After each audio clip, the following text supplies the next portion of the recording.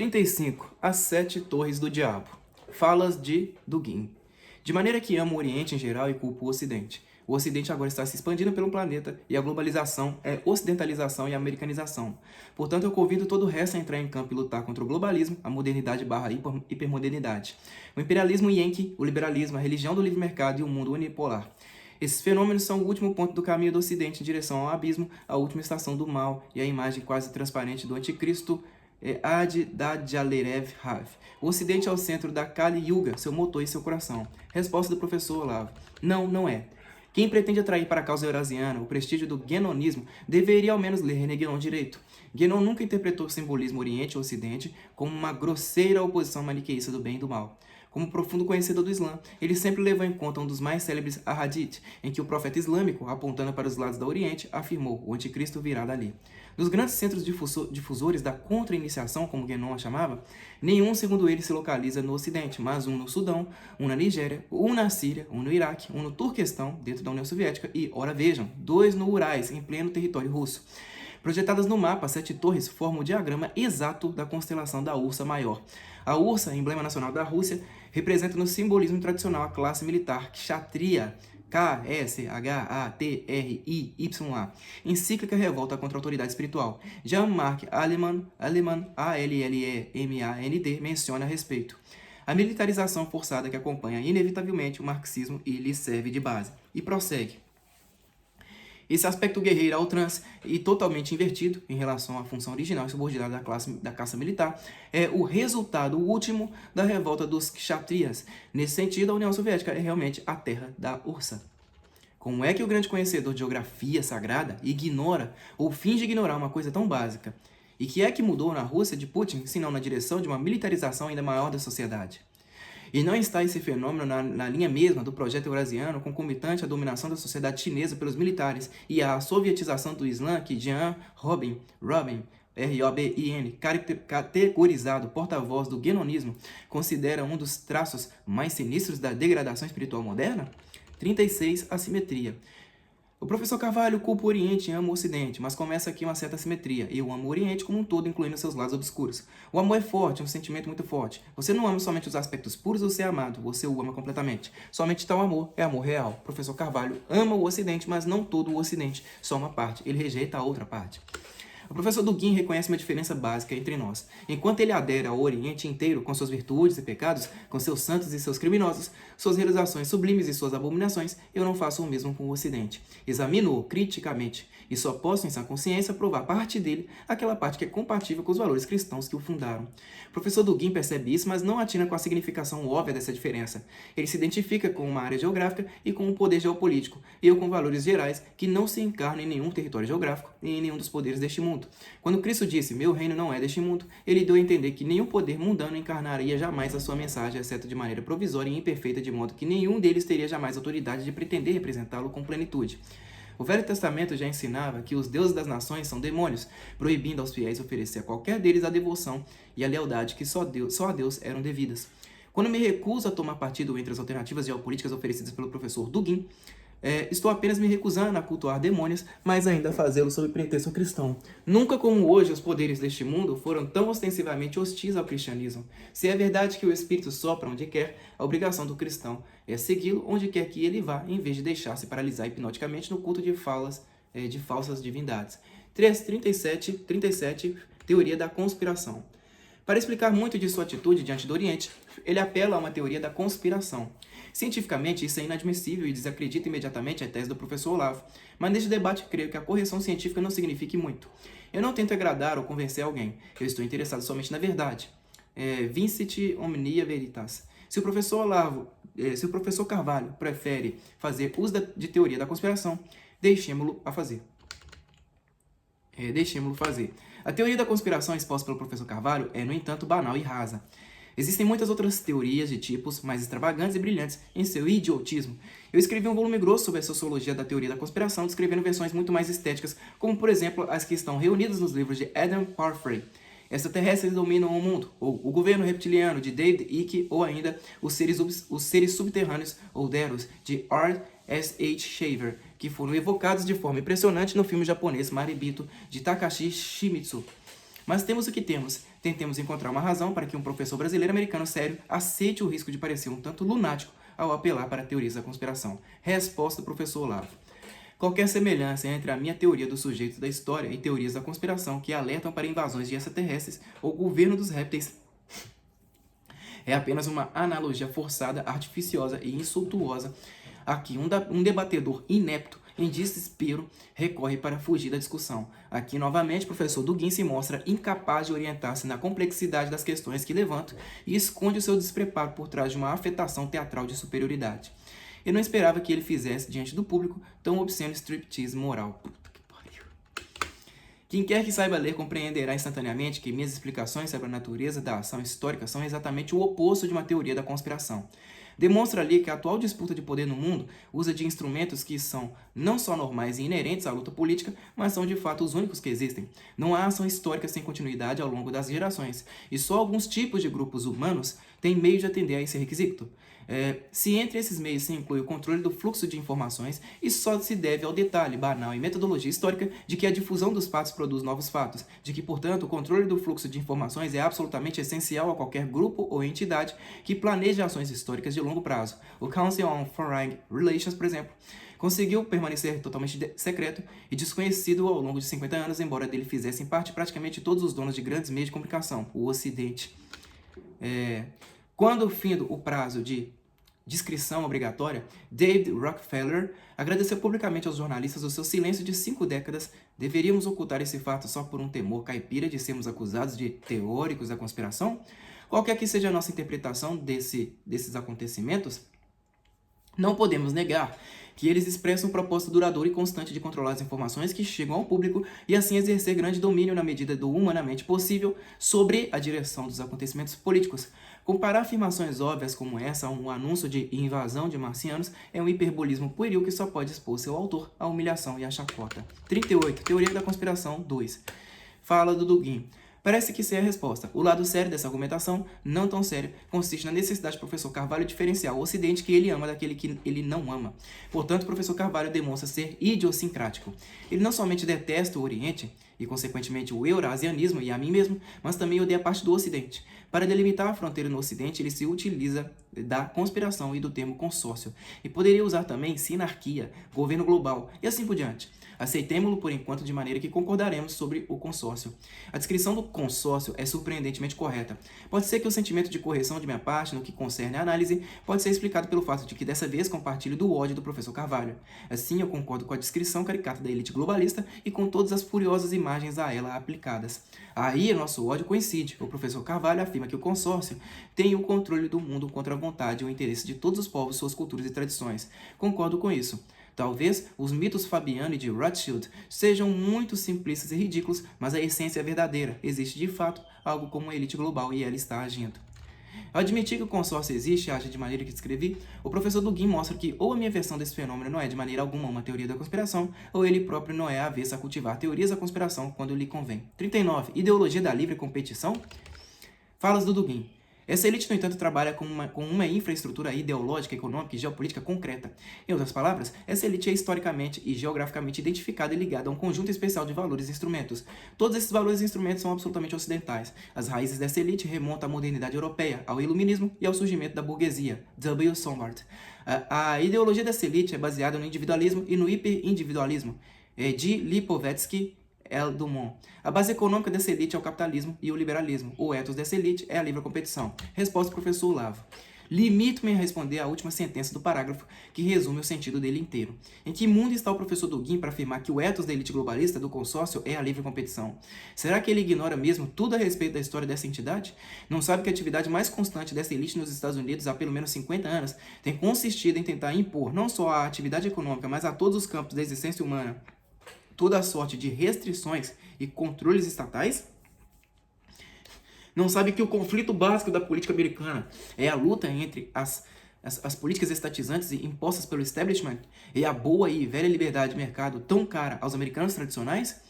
Que acompanhe então os artigos de Thomas Sowell, Rush Limbaugh, Michael Savage, Phyllis Schlafly, Star Parker, Neil Cavuto, Larry Elder, Ann Coulter, Carl Thomas, Walter Williams e centenas, milhares de outros comentaristas conservadores que há décadas não fazem outra coisa senão espernear contra o monopolismo e o estatismo obsediantes da elite. Uma coisa é julgar por impressões estereotipadas e outra é acompanhar a luta política no terreno dos fatos. A história do confronto entre conservadorismo e estatismo já foi tantas vezes contada que posso me limitar a recomendar ao professor Dugin a leitura de alguns livros bem conhecidos do público americano que a relatam de maneira tão clara e definitiva.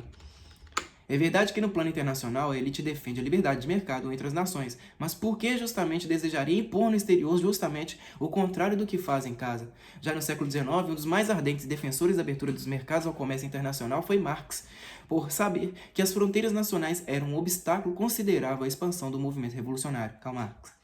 Note bem que a mesma contradição aparente se manifesta na conduta da elite em todos os países. Controles estatais draconianos para dentro, liberdade de mercado para fora. Liberdade que, não por coincidência, se restringe ao campo econômico, pois, no mesmo plano internacional, a elite que a propugna vai tratando de estabelecer, através de organismos como a ONU, a OMS, a OIT, etc., toda sorte de controles estatais globais que abrangem a alimentação, a saúde, a educação, a segurança, enfim, todas as dimensões da vida humana. Com toda evidência, a liberdade de comércio internacional é apenas um momento dialético do processo de instauração do controle estatal mundial. 40. Interesse nacional americano? Falas do Dugin. O suporte militar estratégico dessa elite é, desde o primeiro quarto do século XX, os Estados Unidos e depois o fim da Segunda Guerra Mundial, a Aliança do Atlântico. Assim, a elite global, ainda que seja chamada de consórcio, é ocidental e concretamente norte-americana. Falas do professor Olavo. Usar uma nação como suporte estratégico e militar é uma coisa, defender seus interesses é outra completamente diferente. Conforme já expliquei, o consórcio incrusta-se nos governos de várias nações ocidentais para poder usar os seus recursos estratégicos e seu poderio militar para seus próprios fins, que são geralmente opostos aos mais óbvios interesses nacionais desses países. Que interesse nacional americano defendia o consórcio quando ajudava a União Soviética, mesmo depois da Segunda Guerra, a transformar-se numa potência industrial e militar pronta a ameaçar a segurança americana. Que interesse nacional americano defendia quando fez o mesmo com a China? Que interesse nacional americano defende os Soros e Rockefellers quando subsidiam por toda parte, e especialmente na América Latina, os movimentos esquerdistas mais assintosamente anti-americanos? Que interesse nacional americano defende o consórcio hoje ao ajudar a fraternidade islâmica, a central do anti-americanismo islâmico, a tomar o poder em nações que antes eram aliadas ou inofensivas aos Estados Unidos? 41. Fabricando a unidade. Falas do Dugin. Vendo isso claramente, eu, como representante consciente do Ocidente, faço um apelo à humanidade para a consolidação de todos os tipos de alternativas para resistir à globalização e à ocidentalização a ela relacionada. Faço esse apelo primeiramente aos russos, meus compatriotas, convidando-os a rejeitar a corrupta elite pró-globalista, pró-ocidental que agora domina o meu país, e a retornar à tradição espiritual da Rússia, cristianismo ortodoxo e império multiétnico. Ao mesmo tempo, convido os povos muçulmanos e a sua comunidade, bem como todas as outras sociedades tradicionais, chinesa, hindu, japonesa, etc., a unir-se a nós nessa batalha contra a globalização, a ocidentalização e contra a elite global. O inimigo está lutando com novos meios, com armas informacionais pós-modernas, com instrumentos financeiros e com uma rede global. Deveríamos ser capazes de combatê-los na mesma base e de apropriar-nos da arte da ofensiva em rede. Espero sinceramente que os latino-americanos e também alguns norte-americanos honestos entrem na mesma luta contra essa elite, contra a pós-modernidade e contra a unipolaridade, pela tradição, pela solidariedade social e pela justiça social. S. Huntington costumava usar a frase, o Ocidente contra o resto. Identifico-me com o resto e o incito a manter-se de pé contra o Ocidente, exatamente como os primeiros eurasianistas fizeram. N.S. Trubetskoy, P.N. Savitsky e outros. Creio que para ser concreta e operacional a posição do professor Carvalho deveria ser ou conosco, o Oriente, a tradição, ou com eles, o Ocidente, a modernidade, com a modernização. Ele obviamente recusa tal escolha fingindo que há uma terceira posição. Ele prefere odiar e não lutar, odiar o Oriente e odiar a elite globalista. Essa é a sua decisão pessoal, talvez a decisão de uma certa direita cristã norte-americana, que é, no entanto, muito marginal ou sem interesse para mim. Resposta do professor Olavo. Aqui o professor Dugin completa o seu striptease, tirando a última peça de roupa. Sendo obviamente impossível conciliar no plano doutrinal propostas tão antagônicas quanto o comunismo e o islamismo, o fascismo e o anarquismo, a espiritualidade tradicional e as ditaduras que a esmagam, a religião a ferro e fogo, o eurasianismo constrói artificialmente uma unidade negativa baseada no puro ódio a um suposto inimigo comum. Ele então tem de dividir o mundo em dois, o Ocidente contra o resto contra o Ocidente, e partir para a construção da cidade ideal baseada na guerra atômica e na destruição do planeta. Não é de espantar que esse indivíduo se imagine odiado, pois o ódio é, com toda a evidência, o único sentimento que ele conhece. É ainda mais significativo que ele exclua como irrelevante a possibilidade de aderir a forças que sejam estranhas e alheias a esse conflito, chamando-as de marginais e sem nenhum interesse para mim. Quaisquer valores que não se encarnem imediatamente num poder geopolítico são de fato desprezíveis e sem interesse para ele. Ao longo da história, os valores mais altos foram muitas vezes fracos e minoritários. A história das origens do cristianismo ilustra-os da maneira mais clara. A própria cristianização da Rússia, empreendida por monges desarmados, cercados de 1000 perigos, é também um caso exemplar. O professor Dugin proíbe-nos de tomar partido daquilo que é simplesmente certo. Proíbe-nos amar o bem por ser simplesmente o bem. Ele só admite escolha entre poderes armados até os dentes. Se fosse um personagem da Bíblia, ele se recusaria, obviamente, a tomar partido da seita minoritária, cujo líder era esfolado a chicotadas e pendia inerme da cruz. Com aquele ar de superioridade infinita, ele nos convidaria a esquecer o Cristo e a optar entre os poderes deste mundo, entre Pilatos e Caifás. 42. Colocando palavras na minha boca. 2. Falas do Dugin. Perdendo o restante de sua coerência, o professor Carvalho tenta fundir tudo o que ele odeia em um objeto. Ele indica, então, que a elite globalista e o Oriente e o eurasianismo estão vinculados. É uma teoria da conspiração nova e puramente pessoal. Resposta, professor Olavo. Não me lembro de haver tentado fundir o consórcio Império Eurasiano e o Califado numa entidade única mundial. Ao contrário, já na minha primeira mensagem deixei claro que as concepções de poder global que esses três agentes se esforçam para realizar são muito diferentes entre si porque brotam de inspirações ideológicas heterogêneas e às vezes incompatíveis. Não se trata, portanto, de forças similares, de espécies do mesmo gênero. Não lutam pelos mesmos objetivos e, quando ocasionalmente recorrem às mesmas armas, por exemplo, a guerra econômica, fazem-no em contextos estratégicos diferentes, onde o emprego dessas armas não atende necessariamente aos mesmos objetivos. Não poderia haver expressão mais nítida da independência mútua das três forças, se entre elas a pesada disputa que as divide há imensas zonas de fusão e colaboração, ainda que móveis e cambiantes, isso não poderia afetar retroativamente a heterogeneidade das suas origens e dos valores que as inspiram. Imensas zonas de fusão e colaboração sempre existiram, aliás, entre poderes antagônicos, como a União Soviética e a Alemanha nazista, sem que por isso se realizasse o sonho dourado do professor Dugin, a unificação das tiranias numa guerra total contra o Ocidente.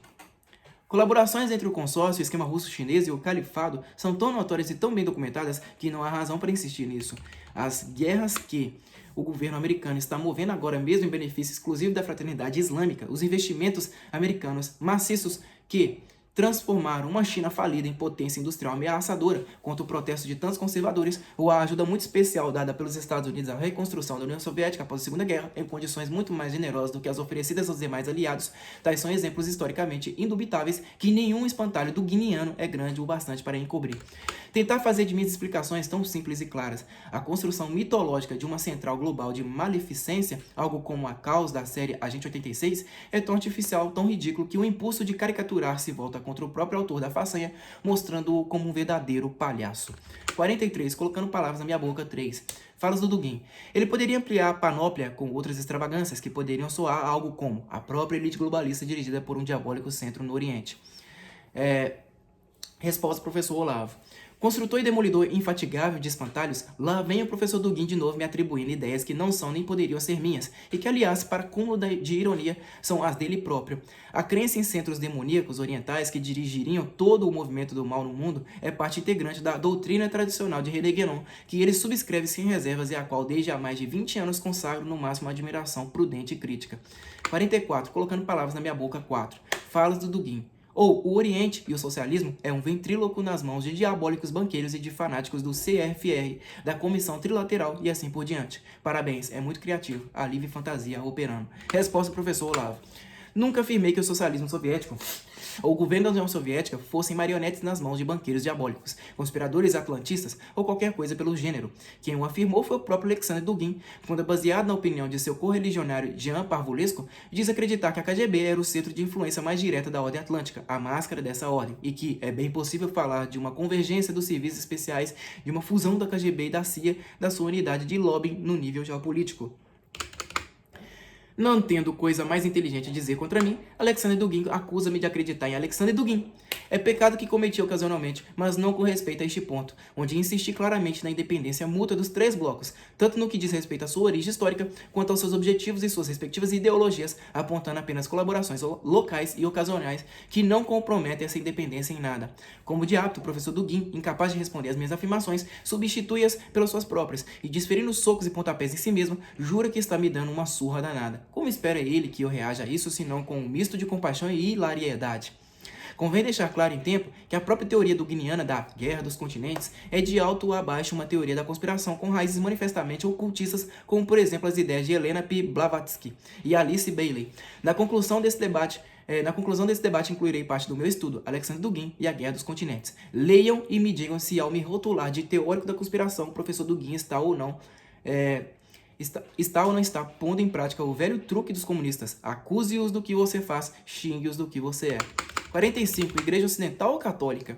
Falas do Dugin.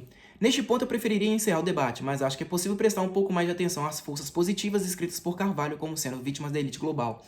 Elas representam o que o professor Carvalho ama, isso é importante. Ele lhes dá nomes. Cristianismo ocidental, do tipo ecumenista, vide sua descrição de sua visita à igreja metodista sendo William um católico romano. O Estado judeu zionista e os direitos nacionalistas americanos. Presumo que ele exclua os neocons da lista acima, uma vez que estes evidentemente pertencem à elite global. Ele também admira os singelos americanos do campo, que eu pessoalmente também acho bem simpáticos. Resposta do professor Carvalho. Por que o professor Dugin rotula ocidental a igreja que se denominou católica, universal, desde sua origem, que sempre teve santos e mártires de todas as raças e países, cuja influência penetrou muito mais fundo e mais duradouramente no Médio e Extremo Oriente que a da igreja ortodoxa russa e que hoje deposita mais esperança nos seus fiéis africanos e asiáticos do que no debilitado e corrupto clero ocidental? A insistência em encarar tudo pelo viés da geopolítica, como se os fenômenos de ordem espiritual fossem determinados pelos caprichos dos poderes deste mundo, leva-o a torcer e caricaturar mesmo fatos históricos da maior envergadura. 46. Igreja Católica e Direito Americana. Falas do professor Dugin. Esse conjunto de exemplos positivos é eloquente. É a trívia do direitismo americano. É a trívia do direitismo americano. Resposta do professor Carvalho. O professor Dugin, com toda a evidência, desconhece a imensa bibliografia raivosamente anticatólica despejada todos os anos no mercado pela direita política americana. Um fenômeno que me entristece, mas cuja existência não posso negar. Não, a Igreja Católica não é a trívia do direitismo americano. 47. Amor aos fortes. Fala do Dugin. Poderíamos considerá-lo como um lado direito do Ocidente moderno, ou melhor, o lado paleoconservador do Ocidente moderno. Historicamente, eles são perdedores em todos os sentidos. Eles perderam, como demonstra P. Buchanan, a batalha pelos Estados Unidos e inclusive pelo Partido Republicano, onde as principais posições foram tomadas pelos neoconservadores com clara visão globalista e imperialista, vide também PENAC. Eles são perdedores diante da elite globalista que controla anualmente ambos os partidos políticos nos Estados Unidos. Eles estão vivendo num passado que precede imediatamente o real momento pós-moderno e globalista. Ao mesmo tempo, eles não têm a força interna para aderir a uma revolução conservadora, seja ao estilo evoliano, seja no sentido europeu mais amplo. Resposta do professor Carvalho. Mesmo supondo-se que os paleoconservadores sejam mesmo minoritários, cronicamente perdedores, deixe para discutir isso mais adiante, por que teríamos de aderir sempre aos vencedores do dia? Não terá o professor Dugin lido a epígrafe de José Ortega y Gasset na minha mensagem anterior, onde em alto e bom som proclamo o meu intuito de fazer exatamente o contrário disso, apoiando o que é bom e certo mesmo quando as suas chances de vitória sejam mínimas? Com a maior ingenuidade, ele põe assim à mostra um dos traços mais feios do seu pensamento, a adoração do poder enquanto tal, o culto dos vitoriosos, a idolatria da força muito acima da verdade e do bem. Cada vez mais o cristianismo do professor Dugin me parece uma fachada publicitária a encobrir uma religião bem diferente. 48. Utopias comparadas. Falas do Dugin. O ontem do Ocidente preparou o hoje do Ocidente como um ocidente global. Os valores ocidentais de ontem, incluindo o cristianismo ocidental, preparam os valores hipermodernos de hoje. Pode-se rejeitar esse último passo, mas o passo precedente, que vai na mesma direção, não pode ser considerado uma alternativa séria. Resposta do professor Carvalho. Por que não? Se o professor Dugin acredita em fazer da Rússia miserável e esfarrapada de hoje o grande império mundial de amanhã, que pode haver de tão inviável e utópico a priori na esperança da restauração de uma cristandade que vem crescendo a olhos vistos enquanto a Rússia definha até em população. 49. Cristianismo e sociedade orgânica. Falas do Dugin.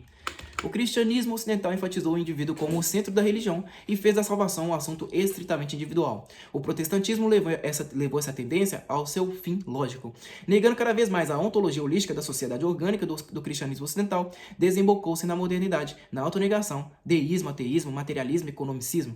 O sociólogo francês Louis Dumont, em seus excelentes livros, aí vem os nomes, né, que eu não sei pronunciar, ESSAI, espaço, SUR, espaço, L, apóstrofo, INDIVIDUALISM, espaço.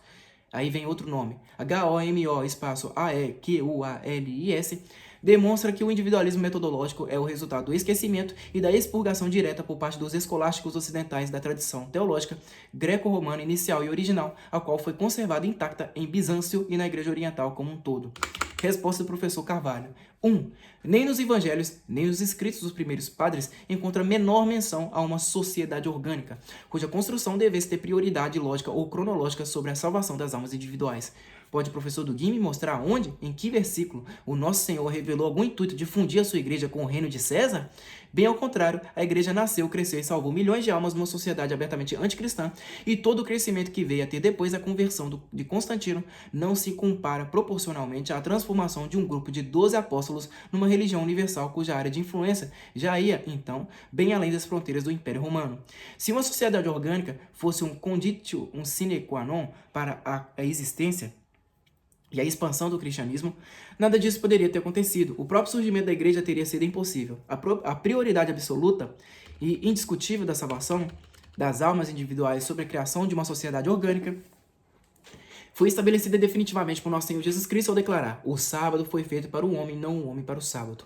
Desde o ponto de vista cristão, as sociedades devem, portanto, ser julgadas não pela sua maior ou menor organicidade, mas por fomentarem ou debilitarem a fé, portanto, a salvação das almas.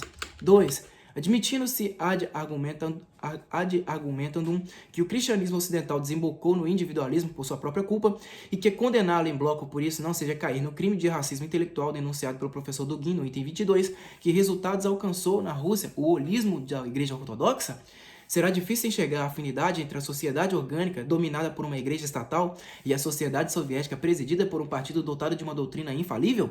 O próprio professor Dugin enfatiza essa afinidade. Logo, se o cristianismo ocidental produziu o individualismo, o oriental produziu o comunismo, a matança de 140 milhões de pessoas e a maior onda de perseguição anticristã que o mundo já conheceu. Nada que tenha sucedido no mundo ocidental se compara a essa monstruosidade. Tendo-se em conta que no templo máximo do individualismo, isto é, nos Estados Unidos, a fé cristã e a solidariedade comunitária continuam vivos e atuantes, ao passo que os russos voltam as costas à fé e se recusam até ao gesto mais óbvio de solidariedade humana, que é a adoção dos órfãos, evidentemente o individualismo ocidental, por mais detestável que pareça, foi menos lesivo à salvação das almas do que o holismo russo. Não digo que essa dupla ligação de causa a efeito tenha existido realmente. Discutir isso a fundo levaria centenas de páginas. Limito-me a raciocinar segundo as premissas do professor Dugin. É verdade que na Europa Ocidental a fé cristã definhou tanto quanto na Rússia, mas acabamos de ver que a corrente predominante do pensamento europeu desde Hegel, enfatizando a inanidade da consciência individual e sua rejeição absoluta a fatores impessoais e coletivos, não pode ser chamada de individualista em nenhum sentido identificável do termo. No campo da política é também notório que ao longo de todo o século XX predominaram na Europa as políticas estatistas e coletivistas, fascismo, socialismo, fabianismo, trabalhismo, terceiro-mundismo, em grau incomparavelmente maior do que essas políticas jamais alcançaram nos Estados Unidos. Se o individualismo americano é compatível com a persistência da fé cristã, evidentemente ele não pode ser um mal comparável ao genocídio anticristão e depois disso ao definhamento da fé cristã na Europa, politicamente correta, ou na Rússia de Vladimir Putin. 50. Sincretismo. Falas do Dugin. A visão social da igreja como corpo de Cristo é mais desenvolvida no catolicismo do que no protestantismo, e no catolicismo da América Latina mais que em outros lugares. O catolicismo foi imposto à força no tempo da colonização, mas o espírito das culturas aborígenes e a atitude sincrética das elites espanholas e portuguesas deram origem a uma forma religiosa especial de catolicismo, mais holístico que o da Europa e muito mais tradicional que o protestantismo, o qual é extremamente individualista. Resposta do professor Olavo de Carvalho. Esse parágrafo divide-se substancialmente em duas afirmações, uma desnecessária, a outra errada. De fato, como poderia uma religião mais antiga não ser mais tradicional do que a sua dissidência revolucionária? E dizer que o catolicismo foi mais sincrético na América Latina do que na Europa é apenas prova de uma ignorância histórica sem limites. a contribuição das culturas indígenas ao catolicismo latino-americano foi irrisória em comparação com o oceano de símbolos, mitos e formas artísticas do paganismo europeu que a igreja absorveu e transmutou. 51. Protestantismo e individualismo. Falas do professor Dugin. O professor Carvalho prefere aquele tipo ocidental de cristianismo que, de acordo com L. Dumont e W. Sombart, assim como também Max Weber, seria o precursor do secularismo moderno. Resposta do professor Olavo de Carvalho. Não sei em que medida Dumont, Sombart e Weber podem levar a culpa do monstruoso sofisma post-hoc ergo propter hoc, depois disso, logo por causa disso, que consiste em atribuir à escolástica a origem dos erros do protestantismo. Mesmo o nominalismo não poderia, por si, produzir um desastre tão espetacular sem a interferência de outros fatores inteiramente alheios a essa questão. Deixo para investigar isso depois, mas desde logo, a qualificação do protestantismo como individualista funda-se no simplismo imperdoável de confundir proclamações doutrinais e conduta política real. O protestantismo, na sua versão calvinista, criou a primeira sociedade totalitária da Idade Moderna numa versão organicista, bem parecida com a russa, onde Estado e Igreja formavam uma unidade compacta, exerciam controle draconiano sobre todas as áreas da existência social e cultural e sufocavam com prisão e pena de morte qualquer veleidade de individualismo mesmo na vida privada. A reforma inglesa, que começou matando em um ano mais gente do que a Inquisição em muitos séculos, foi essencialmente um empreendimento do governo civil e resultou no estabelecimento de uma igreja estatal que, em nome da liberdade de consciência, teve entre suas prioridades a perseguição implacável aos que ousassem exercê-la em sentido pró-católico. Aí o individualismo foi, com toda a evidência, mero pretexto ideológico para a implantação de um holismo ferozmente centralizador. 52. Judeus. Fala o professor Dugin. Algumas palavras sobre o Estado judeu. Do ponto de vista de sua truculência, o terno amor do professor Carvalho pelo zionismo é bem tocante. A inconsistência de sua visão encontra aqui o seu apogeu. Eu não tenho nada contra Israel, mas a crueldade na repressão aos palestinos é evidente. Falas do professor Carvalho. Resposta do professor Carvalho. O professor Dugin tenta ser irônico, mas só consegue ser ridículo. Como os foguetes que os palestinos jogam praticamente todos os dias em áreas não militares de Israel nunca são noticiados na grande mídia internacional, mas qualquer investida de Israel contra instalações militares palestinas provoca sempre o maior alarde em todo o mundo. Ele que deveria ser uma inteligência imune à mídia ocidental, mas é na verdade um escravo dela, como o é do pós-modernismo. Pretende que eu julgue tudo segundo as únicas fontes de informação que ele conhece ou admite, as quais para ele são a voz de Deus. Você quer mesmo me impressionar com esse chavão jornalístico bobo, professor Dugin? Eu conheço os fatos, meu amigo. Eu conheço a dose de violência de parte a parte. Eu sei, por exemplo, que os israelenses nunca usam escudos humanos, os palestinos quase sempre. Eu sei que em Israel os muçulmanos têm direitos civis e são protegidos pela polícia, enquanto dos países sob domínio islâmico, os não muçulmanos são tratados como cães e com frequência mortos a pedradas. O número de cristãos assassinados nos países islâmicos sobe a várias dezenas de milhares por ano. Eu não li nada disso no New York Times. Eu vi com os meus próprios olhos os documentários que a grande mídia esconde. Eu não vivo num mundo de faz de conta. 53. Judeus 2. Falas de Dugin. Em Israel, há tradicionalistas e modernistas, forças antiglobalistas e representantes da elite global. Resposta do professor Carvalho. Ah, é? Quer dizer que Israel é uma democracia onde todas as correntes de opinião têm direito à liberdade de expressão? Agora me diga, que destino têm os cristãos e os amigos da América nos territórios dominados pelos seus queridos anti-imperialistas, esquerdistas e eurasianos? 54. Judeus 3. Falas do Dugin. O fronte antiglobalista é formado pelos grupos religiosos, anti-americanos, antiliberais e anti-unipolares e pelos círculos da esquerda anticapitalista e anti-imperialista. Eles podem ser bons, quer dizer, eurasianos e orientais, mas o Estado judeu em si mesmo não é algo tradicional. Como um todo, é uma entidade capitalista moderna e atlantista e um aliado do imperialismo americano. Israel já foi diferente em outros tempos e poderá ser diferente no futuro, mas no presente está bem do outro lado da batalha. Além disso, as teorias da conspiração, consórcio, etc., incluem quase sempre banqueiros judeus no coração da elite globalista ou da conspiração mundial. Permanece um mistério o porquê de o professor Carvalho modernizar a teoria da conspiração, excluindo os judeus da versão principal. Resposta do professor Carvalho. 1. Seria ótimo se o professor Dugin entrasse em acordo com ele mesmo e nos dissesse de uma vez por todas se a minha descrição do consórcio é acurada ou é teoria da conspiração. Não posso discutir com um monstro de duas bocas. 2. Nossa senhora, que soco. A presença de banqueiros judeus nos altos círculos do consórcio é a coisa mais óbvia do mundo, como também a de militantes judeus na elite revolucionária que instaurou o bolchevismo na Rússia. Também é óbvio e patente que esses dois grupos de judeus colaboraram entre si para a desgraça do mundo. Continuaram colaborando até mesmo na época que Stalin desencadeou a perseguição geral aos judeus e a sua querida KGB começou a desenvolver a Hitler os refugiados judeus que vinham da Alemanha. A colaboração dura até hoje. O barão Rothschild, por exemplo, é dono do Le Monde, o jornal mais esquerdista e anti-israelense da grande mídia europeia, assim como a família judia Sulzberger é dona do diário americano que mais mente contra Israel. O Sr. George Soros, judeu que ajudou os nazistas a tomar as propriedades de outros judeus, financia tudo quanto é movimento anti-americano e anti-israelense do mundo. Outro dia, uma comissão de judeus americanos, subsidiada por ONGs bilionários e impressionada ante o assassinato brutal de uma família judia por um terrorista palestino, viajou para fazer uma visita de solidariedade a quem? Aos parentes dos mortos? Não, à mãe do assassino. São esses os judeus dos quais você fala, fazendo de conta que eles são a expressão mais genuína e pura do judaísmo universal.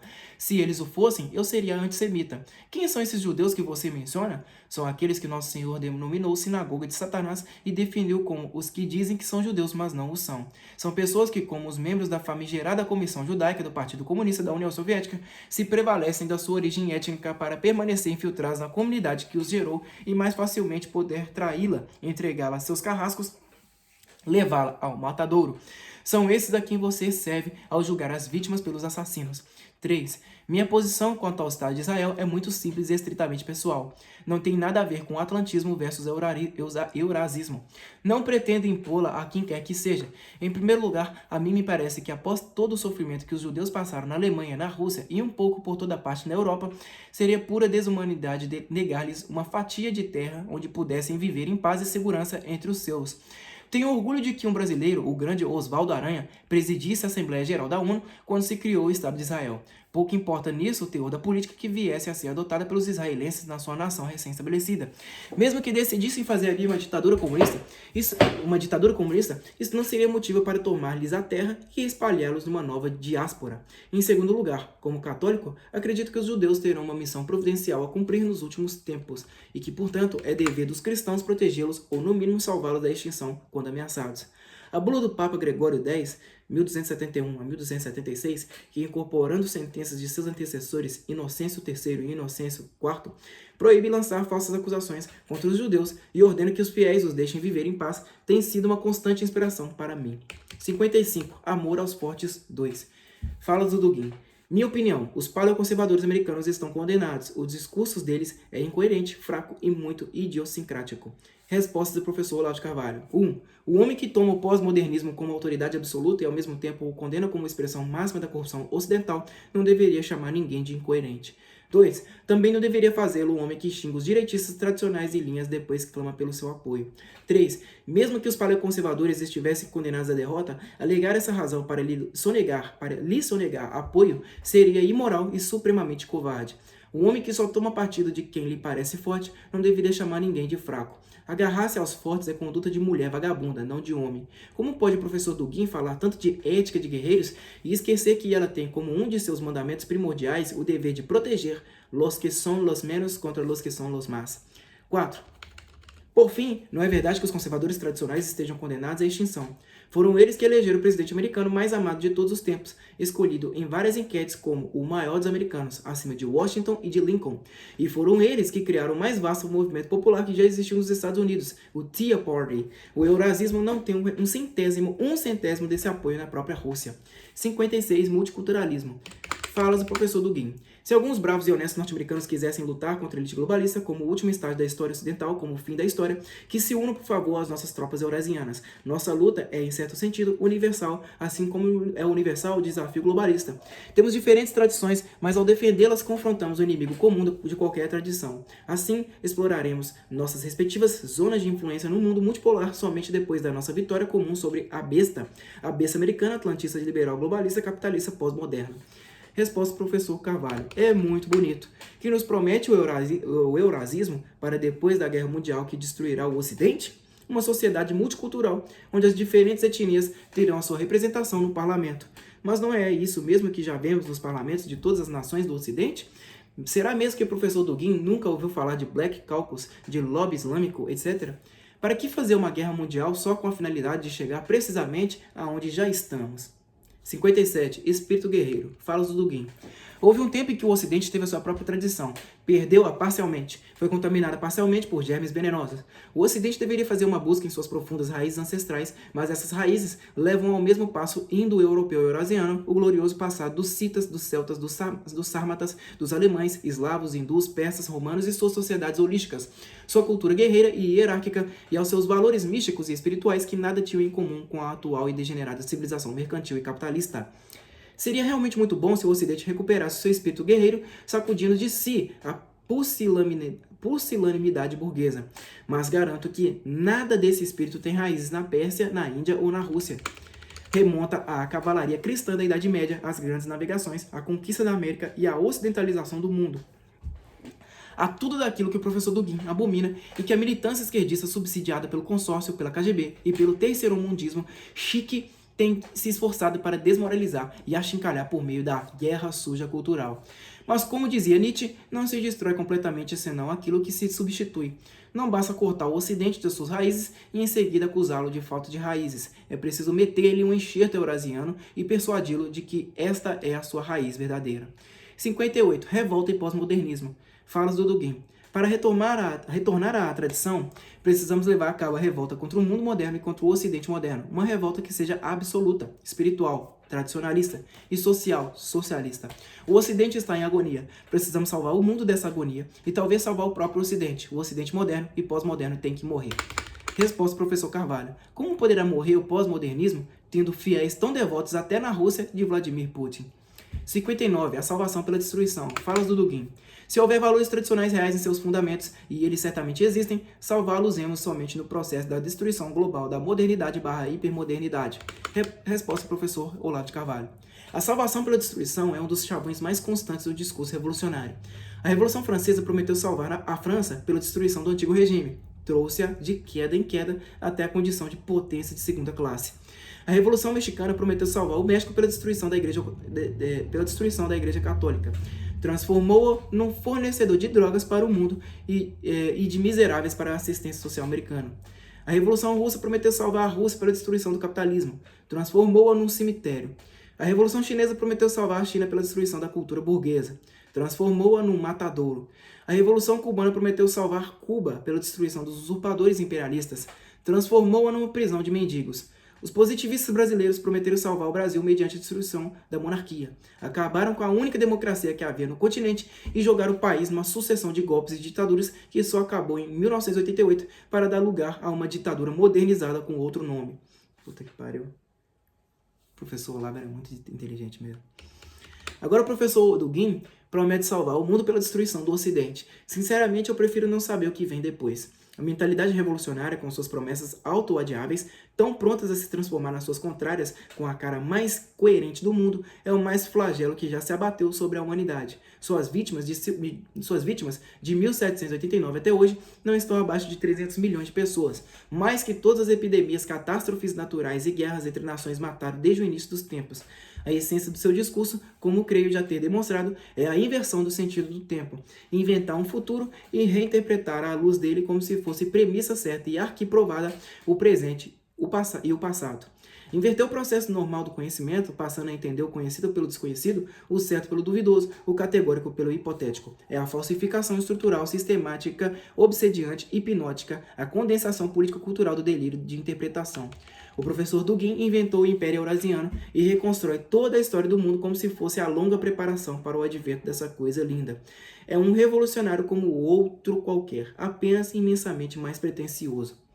60. Nenhum peido. Falas do professor Dugin. Então, os melhores representantes do Ocidente profundo e nobre, deveriam ficar com o resto, ou seja, conosco, eurasianos, e não contra o resto. É claro que o professor Carvalho escolheu outro campo, fingindo que não escolheu nenhum. É uma pena, porque precisamos de amigos, mas cabe a ele decidir. Aceitaremos qualquer solução, encontrar o seu próprio caminho na história, na política, na religião e na sociedade. É a dignidade íntima de um homem. Resposta do professor Carvalho. Se o professor Dugin precisa de aliados para ajudá-lo a combater o consórcio, e que conte comigo, mas pelo seu império eurasiano, francamente, não farei sequer o esforço de um peido. Richmond, 12 de maio de 2011. Terceira parte. Conclusões. Contra o mundo pós-moderno de Alexander Dugin. Para concluir esse debate com o professor Carvalho, eu gostaria de resumir aqui os pontos mais importantes. Veja agora que ele estava um tanto correto no começo, ao enfatizar que a assimetria das nossas respectivas posições iria, por fim, prejudicar toda a tarefa. E assim ocorreu. Eu não vejo utilidade em continuar com essas críticas mútuas, porque isso não ajuda a entender nada, tanto em nosso caso como no caso dos leitores. Posso confessar sinceramente que acho a posição do professor Carvalho muito pessoal, idiosincrática e irrelevante. De maneira que gostaria de me concentrar nos pontos teóricos que a mim parecem ter importância real pela causa da tradição, do anti-imperialismo e da luta antimoderna, que é a minha preocupação primária e única. Em primeiro lugar, insisto que o mundo atual é unipolar, tendo como seu centro o Ocidente global e tendo os Estados Unidos como seu coração. Os argumentos contrários do professor Carvalho não me convenceram de maneira alguma. Esse tipo de unipolaridade tem aspectos geopolíticos e ideológicos. Geopoliticamente significa o domínio estratégico do planeta pelo hiperpoder norte-americano e o esforço de Washington para organizar o equilíbrio das forças no planeta de tal forma que os permita dominar o mundo de acordo com seus interesses nacionais e imperialistas. Isso é mal, porque priva outros estados e nações de sua real soberania.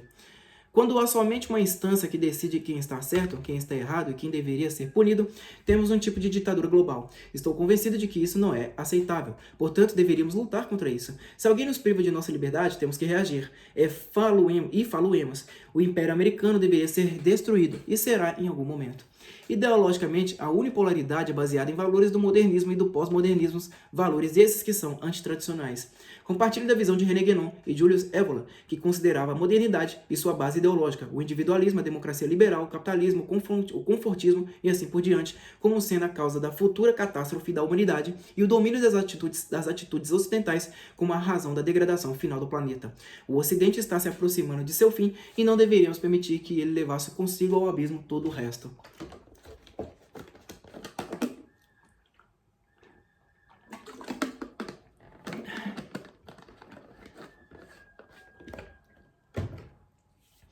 Espiritualmente, a globalização é a criação da grande paródia, o reino do anticristo. E os Estados Unidos são o centro de sua expansão. Os valores americanos pretendem ser universais. Essa é a nova forma de agressão ideológica contra a multiplicidade de culturas e de tradições ainda existentes em outras partes do mundo. Eu sou resolutamente contra os valores ocidentais, essencialmente modernistas e pós-modernistas, e que são promulgados pelos Estados Unidos à força ou por invasão. Afeganistão, Iraque, hoje a Líbia, amanhã a Síria e o Irã. Assim, todos os tradicionalistas deveriam estar contra o Ocidente e a globalização, e também contra as políticas imperialistas dos Estados Unidos. É a única posição consequente e lógica. Os tradicionalistas e partidários dos princípios e valores deveriam se opor ao Ocidente e defender o resto, se esse resto manifesta sinais de conservação da tradição, em parte ou em sua integridade. Pode haver, e há de fato, homens no Ocidente e nos Estados Unidos da América Latina, e nos Estados Unidos da América, que não concordam com a situação presente e que não aprovam a modernidade e a pós-modernidade, sendo defensores da tradição espiritual do Ocidente pré-moderno. Eles deveriam estar conosco na nossa luta comum. Eles deveriam participar de nossa revolta contra o mundo moderno e pós-moderno e assim lutaríamos juntos contra o inimigo comum. Infelizmente, não é o caso do professor Carvalho. Ele se coloca como parcialmente crítico da civilização ocidental moderna, mas concorda parcialmente com ela e ataca os seus inimigos. É uma espécie de semi-conformismo, por assim dizer. Isso é francamente irrelevante e não tem interesse para mim. Há amigos e há inimigos. Somente isso importa. Tudo o mais não tem importância nenhuma. O professor Carvalho não é nenhum dos dois, é a escolha dele. Os seus mitos pejorativos antissoviéticos e antirrussos, suas teorias da conspiração estúpidas, seu racismo cultural ocidental implícito e o ressentimento para com seu país de nascimento não merecem críticas, sem comentários. Outra questão é a estrutura de uma possível frente antiglobalista e anti-imperialista e seus participantes. Eu creio que deveríamos pôr aí todas as forças que lutam contra o Ocidente, contra os Estados Unidos, contra a democracia liberal, contra a modernidade e a pós-modernidade. O inimigo comum é a instância necessária para todo tipo de aliança política. Muçulmanos, cristãos, russos, chineses, esquerdistas ou direitistas, hindus ou judeus que contestam o estado atual das coisas, a globalização e o imperialismo americano, são virtualmente amigos e aliados. Que nossos ideais sejam diferentes, mas que tenhamos em comum algo muito forte, o ódio que temos pela presente realidade. Nossos ideais diferem potencialmente, mas o desafio com o qual estamos lidando é atual. Essa, então, é a base para a nova aliança. Todos aqueles que possuem uma análise negativa da globalização, da ocidentalização, da pós-modernização, deveriam coordenar esforços na criação de uma estratégia de resistência ao mal onipresente. E há dos nossos também, nos Estados Unidos, entre aqueles que escolhem a tradição ao invés da decadência atual. Uma importante questão poderia ser levantada neste ponto. Que tipo de ideólogo deveríamos usar em nossa oposição à globalização e seus princípios liberais, democráticos, capitalistas e pós-modernistas? eu penso que todas as ideologias antiliberais, como o comunismo, o socialismo e o fascismo, não têm mais relevância. Eles tentaram derrotar o capitalismo liberal, mas falharam. Em parte porque no fim dos tempos o mal prevalece, e em parte por conta das suas contradições e limitações internas. Portanto, é tempo de levar a cabo uma profunda revisão das ideologias antiliberais do passado. Quais são seus aspectos positivos? O próprio fato de que eles eram anticapitalistas e antiliberais, anticosmopolitas e anti-individualistas. Portanto, essas características deveriam ser aceitas e integradas na futura ideologia. Mas a doutrina comunista é moderna, ateia, materialista e cosmopolita. Isso deveria ser descartado. Entretanto, a solidariedade social, a justiça social, o socialismo e a atitude holística geral para com a sociedade são boas em si mesmas. Portanto, precisamos destacar os aspectos materialista e modernista e rejeitá-los. Por outro lado, nas teorias da terceira via, estimadas até certo ponto por alguns tradicionalistas como Julius Evola, há alguns elementos inaceitáveis, entre os quais, primeiramente, está o racismo, a xenofobia e o chauvinismo. Essas não são somente falhas morais, mas também atitudes inconsistentes teórica e antropologicamente. A diferença entre etnos não implica superioridade ou inferioridade. A diferença deveria ser aceita e afirmada sem quaisquer apreciações racistas. Não há uma medida comum ao lidar com grupos étnicos diversos. Quando uma sociedade tenta julgar a outra, ela aplica seu próprio critério, cometendo assim uma violência intelectual. Essa mesma atitude é precisamente o crime da globalização e da ocidentalização, assim como do imperialismo americano. Se livrarmos do socialismo de suas características materialistas, ateias e modernistas, e se rejeitarmos o racismo e os estreitos aspectos do nacionalismo presentes nas doutrinas da terceira via, chegaremos a uma ideologia política completamente nova. Chamamos-la quarta teoria política, uma vez que a primeira foi o liberalismo, que confrontamos essencialmente, a segunda a forma clássica de comunismo e a terceira o nacional socialismo ou fascismo. A elaboração dessa teoria começa no ponto de interseção entre as diferentes teorias políticas antiliberais do passado, o comunismo e as teorias da terceira via. E assim desembocamos no nacional bolchevismo, que representa o socialismo sem materialismo, ateísmo, progressismo e modernismo, assim como uma terceira via sem racismo ou nacionalismo.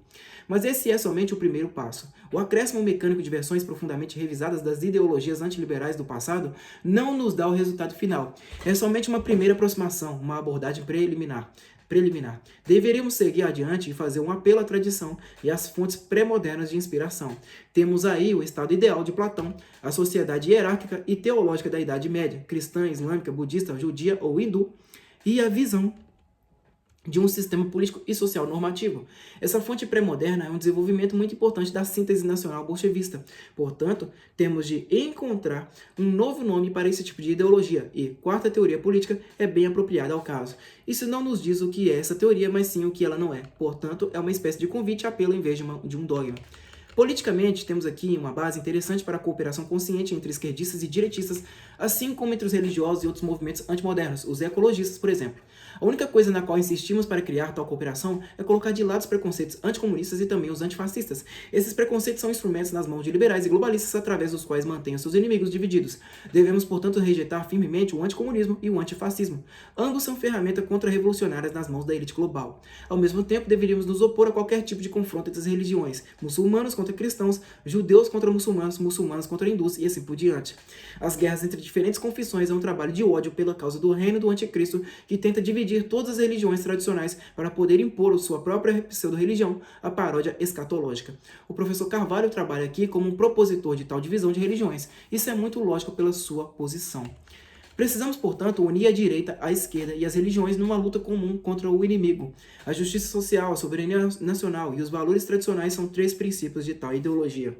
Não é fácil reunir tudo isso, mas devemos tentar se quisermos nos vermos livres do adversário. Em francês há o slogan. Aí vem um nome em francês aqui que eu não sei falar. Tem em francês e em italiano, né? Deixa eu traduzir aqui. Fica mais fácil, né? Por que a porra do livro não traduziu a... Ai.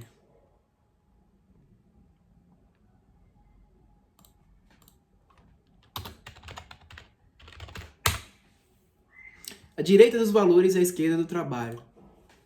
De Alain Soral. A-L-A-I-N espaço S-O-R-A-L. Em italiano temos a direita social, é isso mesmo, e a esquerda identitária. Como isso soaria em inglês exatamente, é coisa que fica para depois. Poderíamos avançar ainda mais e tentar definir o sujeito, o ator da quarta teoria política. No caso do comunismo, no centro estava a classe. No caso dos movimentos da terceira posição, o centro era a raça ou a nação. No caso das religiões, é a comunidade dos fiéis. Como a quarta teoria política poderia lidar com essa diversidade e a divergência de sujeitos? Temos uma sugestão. O sujeito da quarta teoria política pode ser encontrado no conceito heideggeriano de Dasein, ser aí, aqui. Essa é uma instância concreta, mas extremamente profunda, que poderia ser o denominador comum para ulterior desenvolvimento ontológico. O que é crucial aqui é a autenticidade ou a não autenticidade da existência do Dasein, D-A-S-E-I-N. A quarta teoria política insiste na autenticidade de sua existência. Ela é, assim, a antítese de todo tipo de alienação social, econômica, nacional, religiosa ou metafísica. Mas o Dasein, não sei, D-A-S-E-I-N, é uma instância concreta. Qualquer homem, qualquer cultura possui o seu Dasein.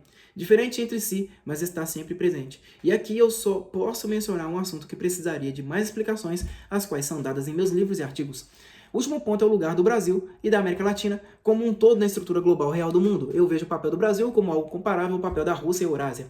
É um país muito particular, com uma cultura muito específica e na qual elementos ocidentais estão mesclados com componentes indígenas. É baseado na mistura de diferentes blocos de valores, exatamente como ocorre com a cultura russa. Em nosso país, chamamos a essa característica eurasismo, enfatizando que estamos lidando com uma síntese original de padrões e atitudes europeias e asiáticas. O Brasil, de certa maneira metafórica, é também eurasiano. É uma mistura de ocidental e não ocidental nas próprias raízes da sociedade.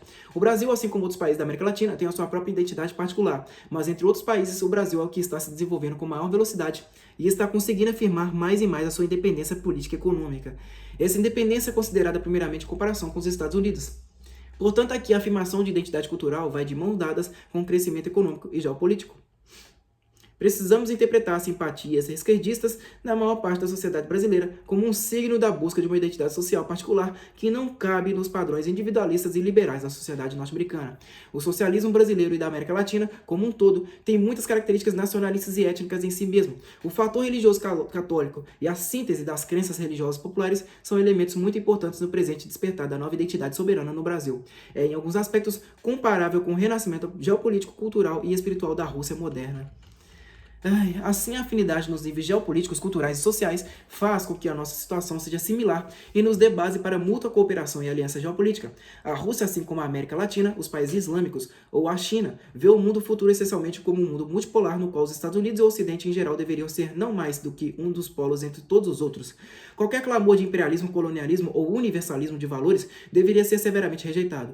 Estamos, portanto, no mesmo campo e devemos nos concentrar nisso, aceitar que deveríamos progredir na elaboração de uma estratégia comum no processo de criação do futuro que se adequa às nossas demandas e às nossas visões. Portanto, tais valores como a justiça social, a soberania nacional e a espiritualidade tradicional podem nos servir de indicação.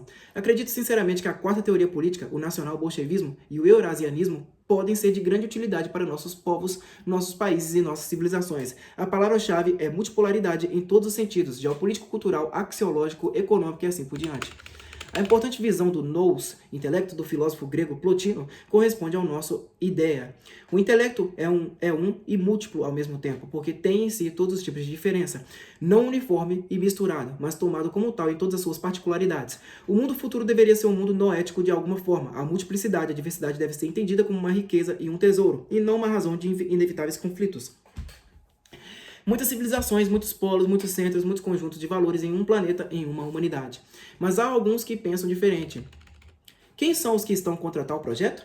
Aqueles que querem impor a uniformidade, o pensamento único, um único modo de vida, o americano, um único mundo. E eles estão fazendo isso por força ou por persuasão. Eles são contra a multipolaridade, portanto, estão contra nós. O professor Carvalho é um desses. De agora em diante, o sabemos. O debate está encerrado, mas nossa luta está só no começo. Espero sinceramente que haja no Brasil outros tipos de tradicionalistas, intelectuais e filósofos que estejam mais próximos do ponto de vista eurasianista e que sejam mais consistentes e coerentes na sua rejeição da modernidade e da pós-modernidade, bem como na rejeição da globalização, do liberalismo e do imperialismo norte-americano, e que sejam também mais brasileiros. Aí vem a resposta do professor Olavo, né? Alexander Dugin e a Guerra dos Continentes, Olavo de Carvalho. Meu debate com o professor Dugin está encerrado, só faltando as conclusões de parte a parte, as quais, sendo publicadas juntas, já escaparão ao jogo de réplicas e tréplicas que constitui propriamente o debate. Tenho a consciência clara de que provei os meus pontos, enquanto meu adversário não provou absolutamente nada. Nem eu esperava que o fizesse. É da natureza do discurso ideológico tomar como premissa inquestionáveis as crenças e valores mesmos que busca defender, fechando-se, portanto, num raciocínio circular que exclui in limine a possibilidade da prova. Diderot nunca provou nada, nem Jean-Jacques Rousseau, nem Karl Marx, nem Lenin, nem Adolf Hitler, nem Che Guevara. O discurso do ideólogo não prova, dá ordens camuflando-as para não ofender os mais sensíveis numa imitação de juízos de realidade. A prova só é possível quando você desce do patamar semântico das discussões correntes, estufado de pressupostos ocultos e conotações nebulosas, desmembra tudo analiticamente em juízos explícitos e os confronta com os dados iniciais, universais e autoevidentes da existência humana.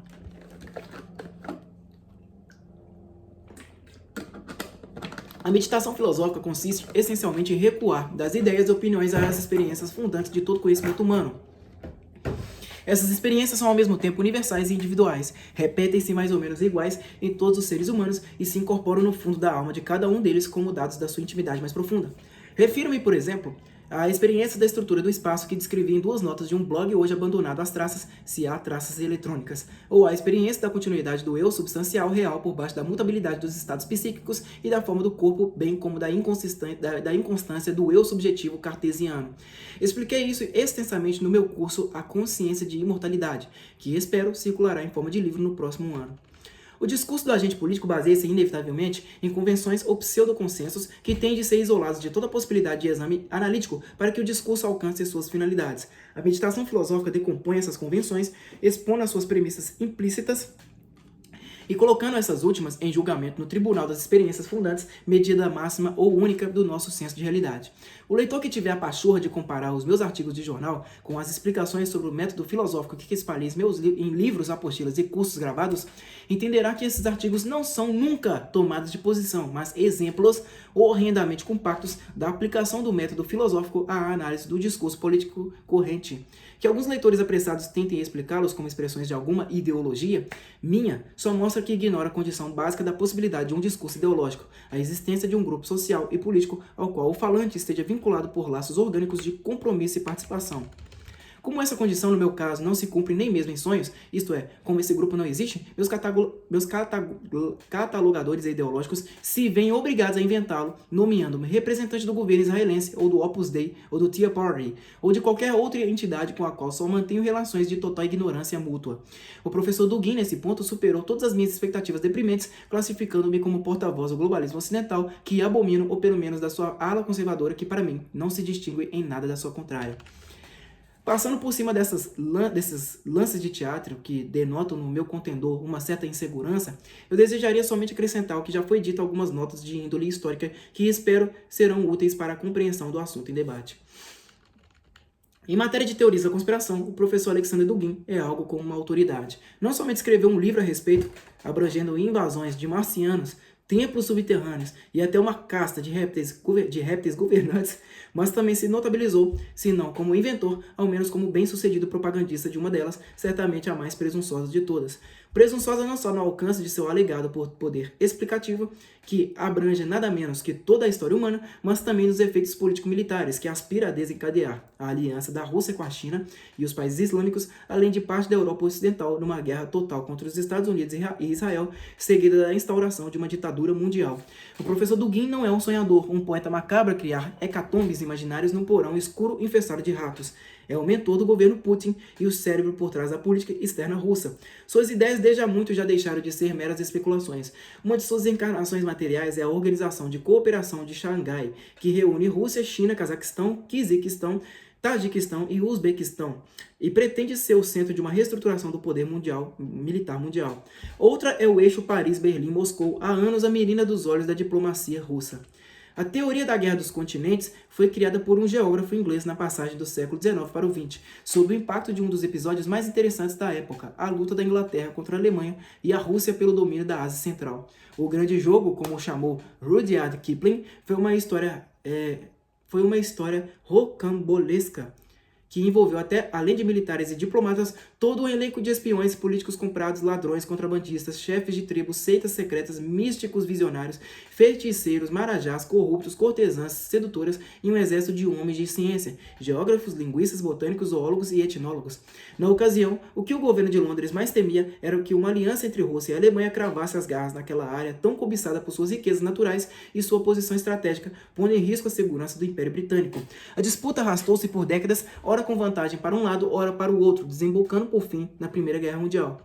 Em 25 de janeiro de 1904, o geógrafo e cientista político Halford J. Mackinder, de 1861 a 1947, apresentou à Royal Geographical Society de Londres a tese de que a Ásia Central era o pivô da história e de que nas décadas seguintes a Rússia estava em posição mais que vantajosa para expandir o seu poder com base naquela área. Sem nenhuma pretensão de criar uma teoria geral da história ou de postular um determinismo geográfico a Buckley, antes reconhecendo que tudo o que poderia fazer era especular alguns aspectos dos condicionantes geográficos do processo histórico, Mackinder enfatiza que a geografia impunha limites precisos à iniciativa humana, favorecendo umas ações e dificultando outras. Especialmente favorecida tinha sido pela configuração geográfica das estepes russas a ação das hordas nômades que, vindas do fundo da Ásia, por ali passaram a cavalo para invadir a Europa Ocidental. As consequências disso tinham sido portentosas. Um tipo repulsivo pode desempenhar uma função social útil ao unir seus inimigos. Foi sob a pressão do barbarismo externo que a Europa criou a sua civilização. Abre aspas. Por 1000 anos, povos cavaleiros emergiram da Ásia através dos amplos intervalos entre os montes Urais e o Mar Cáspio, cavalgaram através dos espaços abertos do sul da Rússia e vieram atacar a Hungria no coração mesmo da Península Europeia, formando pela necessidade de lhes opor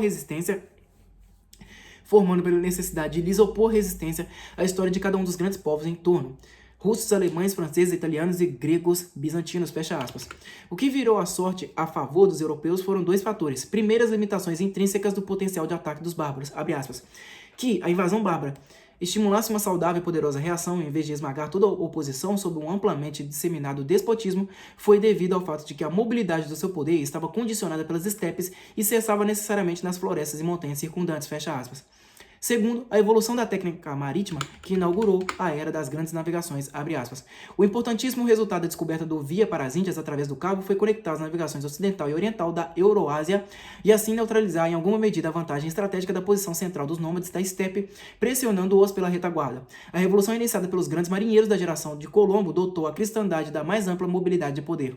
O efeito político amplo foi inverter as relações da Europa e da Ásia, pois, enquanto na Idade Média a Europa estava enjaulada entre o intransponível deserto ao sul, um oceano desconhecido a oeste e imensidões geladas ou florestais ao norte e nordeste, e no leste e no sudeste era constantemente ameaçado pela mobilidade superior de homens montados em cavalos ou camelos, ela agora emergia sobre o mundo, multiplicando em mais de 30 vezes a superfície dos mares e as terras costeiras a que tinha acesso, fecha aspas. Mas isso não acarretou o fim do poder terrestre. Se este se concentrou a leste, enquanto o ocidente desenvolvia mais o poder marítimo, não foi só pela diversidade das condições geográficas, mas por uma diferença de culturas, abre aspas. Foi provavelmente uma das mais espantosas coincidências da história que as expansões marítima e terrestre da Europa continuassem de algum modo a antiga oposição entre romanos e gregos. Poucos fracassos maiores tiveram consequências de mais longo alcance que o fracasso de Roma em latinizar os gregos. Os teutônicos foram civilizados e cristianizados pelos romanos, os eslavos na maioria pelos gregos. Foi o romano teutônico que, em tempos posteriores, embarcou no oceano. Foi o greco-eslavo que cavalgou nas estepes conquistando os turanianos. Assim, o moderno poder terrestre difere do poder marítimo não menos na fonte dos seus ideais do que nas condições materiais da sua mobilidade, fecha aspas. Se a era das grandes navegações havia favorecido a Europa, a evolução da técnica em tempos mais recentes indicava uma retomada de vigor do poder terrestre, portanto da Euroásia, abre aspas. Uma geração atrás, o vapor e o canal de Suez pareceram ter aumentado a mobilidade do poder marítimo em relação ao poder terrestre. As ferrovias funcionavam principalmente como alimentadores do comércio oceânico, mas as ferrovias transcontinentais estão agora transmutando as condições do poder terrestre e em parte alguma elas podem ter esse efeito como no centro fechado da Euroásia, em vastas áreas onde nem madeira nem pedra são acessíveis para a construção de rodovias. O exército russo na Manchúria é uma prova tão significativa da mobilidade do poder terrestre quanto o exército britânico na África do Sul o foi do poder marítimo, fecha aspas. Tudo favorecia a médio prazo a hegemonia da Rússia, abre aspas. Os espaços entre o Império Russo e da Mongólia são tão vastos e suas potencialidades em população, trigo, algodão, combustíveis e metais tão incalculavelmente grandes que é inevitável que um vasto mundo econômico mais ou menos à parte se desenvolverá ali, inacessível ao comércio oceânico, fecha aspas. Aí vinha a generalização decisiva que fez a fama de Mackinder, abre aspas. Quando consideramos essa rápida revisão das correntes mais amplas da história, Não se torna evidente uma certa persistência da relação geográfica? Não será a região pivotal da política mundial aquela vasta área da Euroásia que é inacessível aos navios, mas que na antiguidade esteve aberta aos nômades cavaleiros e que hoje está em vias de ser coberta por uma rede ferroviária? A Rússia subsistiu o Império Mongol. Sua pressão sobre a Finlândia, a Escandinávia, a Polônia, a Turquia, a Pérsia, a Índia e a China substitui os ataques centrífugos dos homens da estepe. Ela pode atacar e ser atacada por todos os lados, salvo o norte. O pleno desenvolvimento do seu sistema ferroviário é apenas questão de tempo, fecha aspas. E a previsão que viria a ser tão influente sobre a política internacional do século XX. Abre aspas. O desequilíbrio da balança de poder em favor do Estado pivotal, resultando da sua expansão sobre as terras marginais da Euroásia, permitiria o uso dos vastos recursos continentais para a construção de uma frota marítima, e então o Império Mundial estaria à vista. Isso pode acontecer caso a Alemanha se alie à Rússia. A ameaça dessa eventualidade deve, portanto, atrair a França para uma aliança com os poderes marítimos e a França, a Itália, o Egito, a Índia e a Coreia se tornariam outras tantas cabeças de ponte por onde as marinhas de fora dariam apoio a exércitos para compelir os aliados do pivô a posicionar forças de terra e impedi-los de concentrar toda a sua força em frotas. O desenvolvimento das vastas potencialidades da América do Sul pode ter uma influência decisiva sobre o sistema, pode fortalecer os Estados Unidos, fecha aspas. São bem visíveis no comunicado de Mackinder os seguintes traços. 1.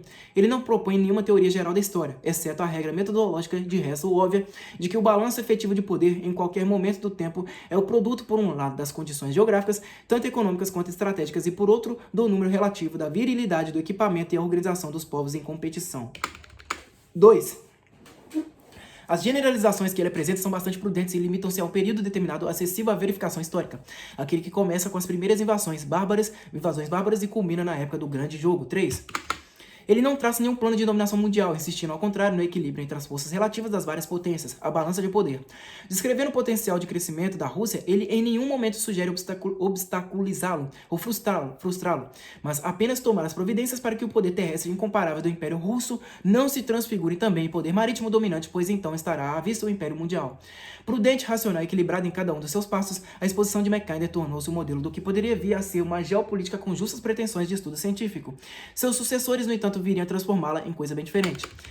Mackinder, é claro, descreveu o quadro desde o ponto de vista de uma potência marítima. Sua teoria, no entanto, foi entusiasticamente adotada pelo lado adversário, apenas com sinal invertido, e logo se tornou um dos fundamentos da nova ciência, ou pseudociência da geopolítica. O nome foi cunhado pelo cientista político sueco Rudolf Kjellén, não sei como é que se pronuncia isso aqui, K-J-E-L-L-E, acento agudo no E, N, de 1864 a 1922, discípulo do geógrafo alemão Friedrich Hatzel, um amigo de Darwin e Haeckel, e criador da concepção racial do Estado.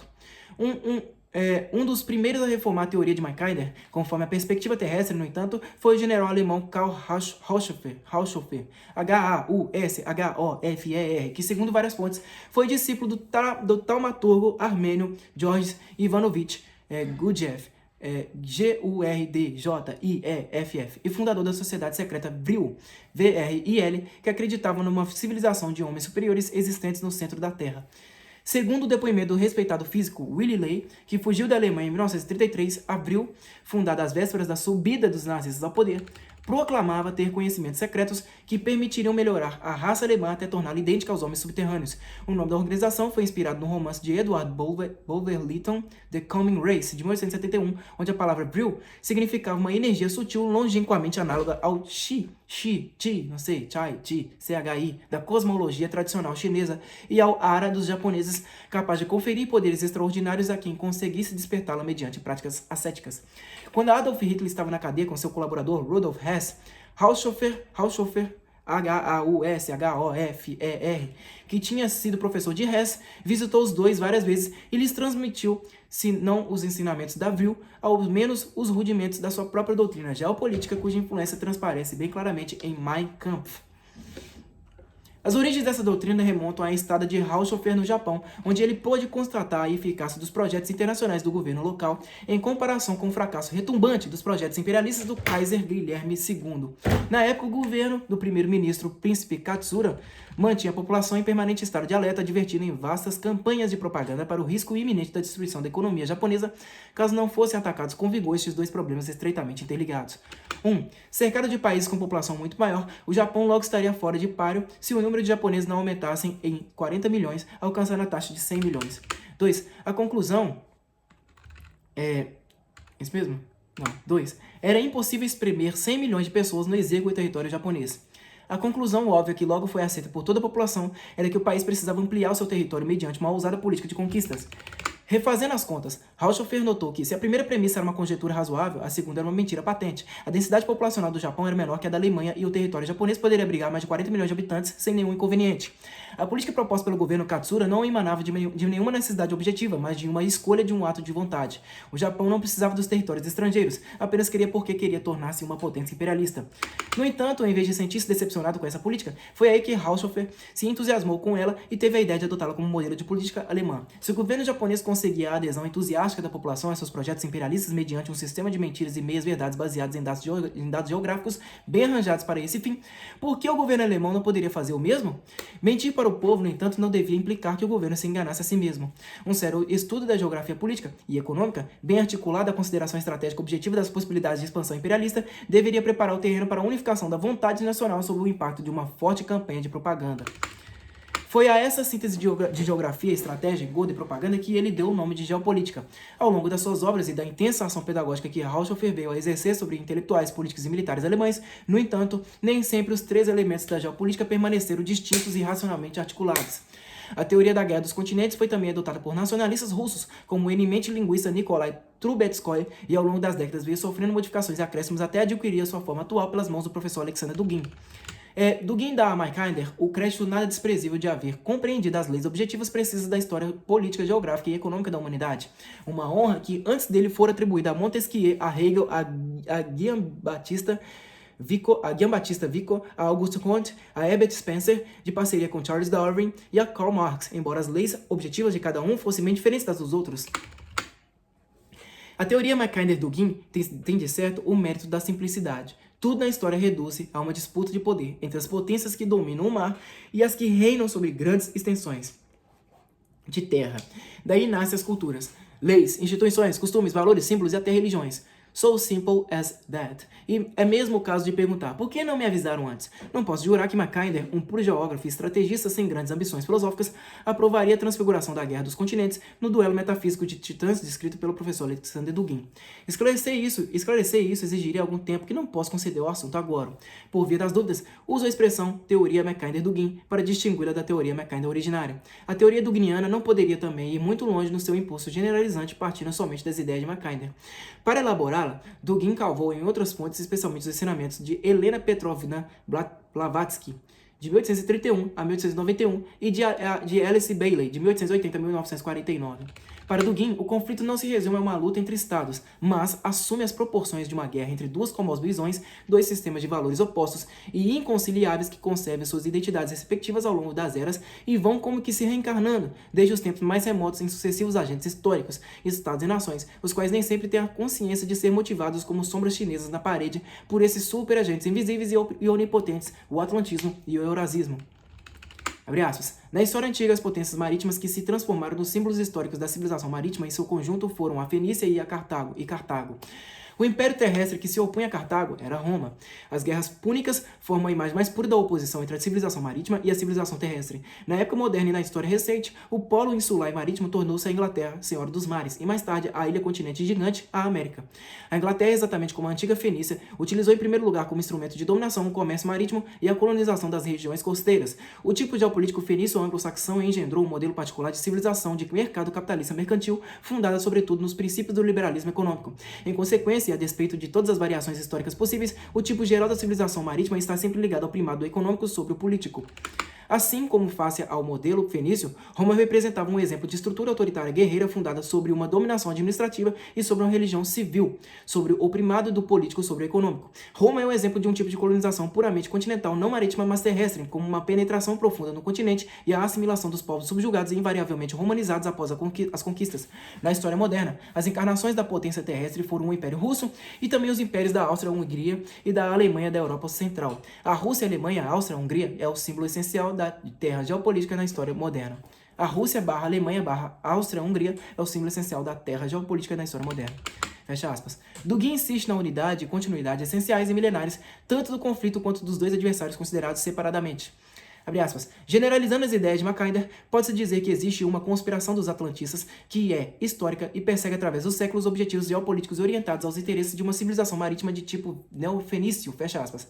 A teoria insere-se claramente na tradição kantiana dos condicionantes a priorísticos que, por cima do horizonte das consciências individuais, demarcam o quadro das percepções e ações humanas, dirigindo ocultamente o curso dos acontecimentos. Abre aspas.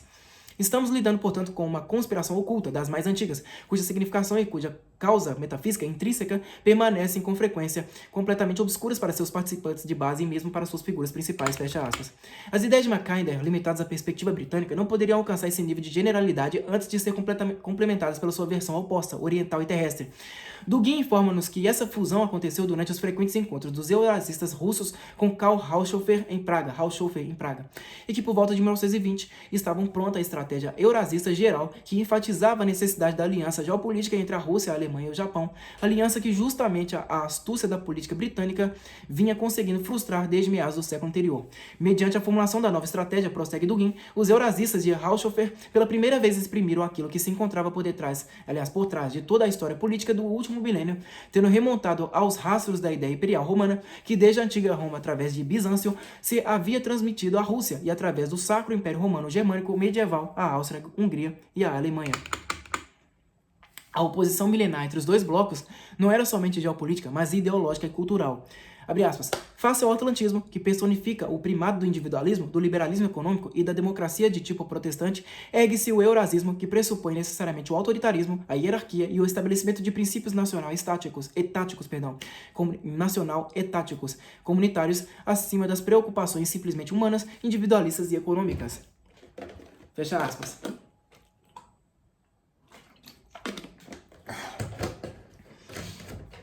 A luta dos dois blocos atravessa os milênios por meio de duas redes de agentes misteriosos que dirigem invisivelmente o curso dos acontecimentos. Do lado atlantista, abre aspas, podemos definir como ideologia atlantista a ideologia da Nova Cartago, aquela que é comum a todos os agentes de influência, a todas as organizações secretas e ocultas, a todas as lojas e clubes semi-fechados que serviam e servem à ideia anglo-saxônica no século XX e penetram a rede de todas as potências eurasianas continentais. Naturalmente, isso concerne, em primeiro lugar, aos serviços de informação ingleses e americanos, em particular a CIA, que não são somente sentinelas do capitalismo, mas também sentinelas do atlantismo, que trabalham não somente pelos interesses de cada país separado, mas também por uma doutrina geopolítica particular, metafísica, no fim das contas, que veicula uma visão do mundo extremamente densa, diversificada e extensa, e não obstante essencialmente uniforme, fecha aspas. Pelo lado eurasiano, abre aspas. Todos os que trabalharam incansavelmente pela União Eurasiana, aqueles que durante o século se opuseram à propagação no continente das ideias individualistas, igualitárias e democrático-liberais, aqueles que aspiraram a unir os grandes povos eurasianos na atmosfera do Oriente, em vez de fazê-lo na do Ocidente, seja o Oriente de Gengis Khan, o Oriente da Rússia ou o Oriente da Alemanha, foram todos agentes eurasianos, os soldados do continente ou soldados da terra. A sociedade secreta eurasiana, a Ordem dos Eurasianos, não começa de maneira alguma com os autores do manifesto voltando-nos para o Oriente, nem com a revista de geopolítica de Haushofer. Isso foi, para dizê-lo em breves palavras, apenas a revelação, o resultado de um conhecimento determinado que existia desde o começo dos tempos, ao mesmo tempo que as suas sociedades secretas e redes associadas de agentes de influência, fecha aspas. Que todas ou praticamente todas as guerras da história não passam de capítulos da guerra única e interminável entre atlantistas e eurasianos, que essa constitui, portanto, a explicação última de todas as glórias e padecimentos humanos, é algo sobre o qual Dugin não deixa o menor sinal de dúvida. Abre aspas. A ordem da Eurásia contra a ordem do Atlântico, a Atlântida, a Roma eterna contra a eterna Cartago. A guerra púnica oculta prosseguia ao longo dos milênios. A conspiração planetária da Terra contra o mar, da Terra contra a água, do autoritarismo e da ideia contra a democracia e a matéria.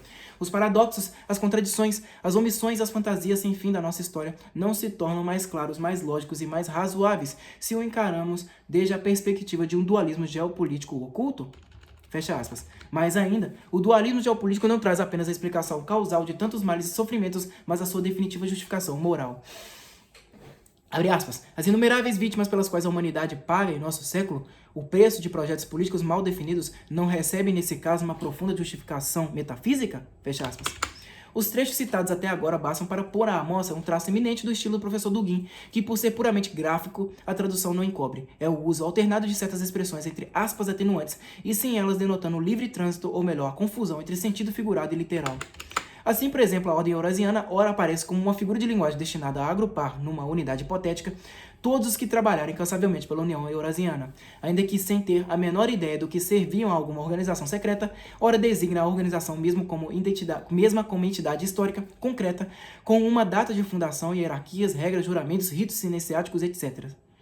Isso introduz na mente do leitor uma dupla confusão. De um lado, mistura numa pasta indistinta a pesquisa histórica e a teoria da conspiração.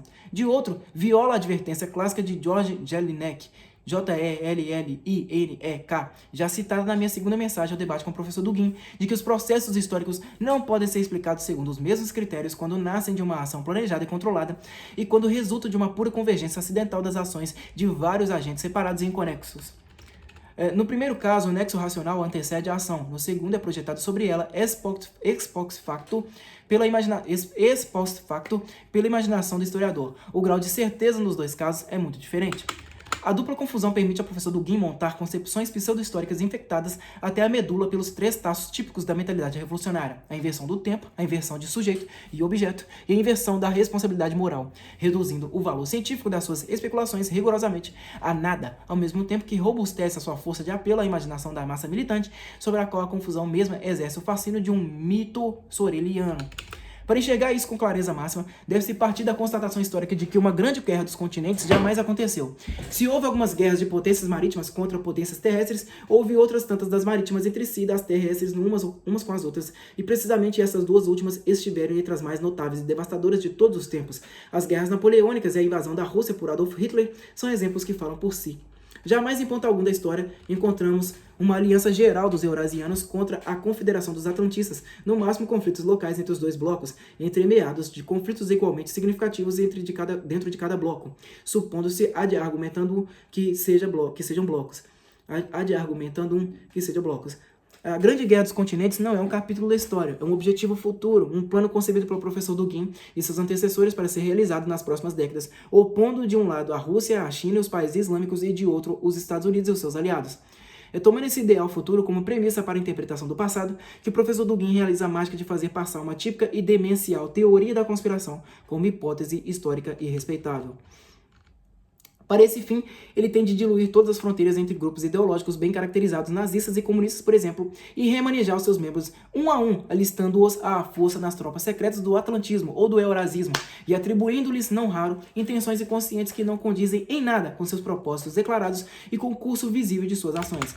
Exemplo: como a Alemanha e a Rússia estão definidas de antemão como potências terrestres, portanto aliadas naturais contra o atlantismo, a luta mortal entre as duas no curso da Segunda Guerra Mundial tem de ser atribuída à ação de agentes britânicos infiltrados que fizeram a cabeça de Hitler e Stalin tão ingênuos, coitados, e os induziram ao conflito fratricida em vez de irmaná-los na luta contra o inimigo comum. O que aconteceu na primeira metade do século XX é assim explicado em função daquilo que o professor Dugin acha que teria sido melhor para a consecução de seus planos para o século XXI.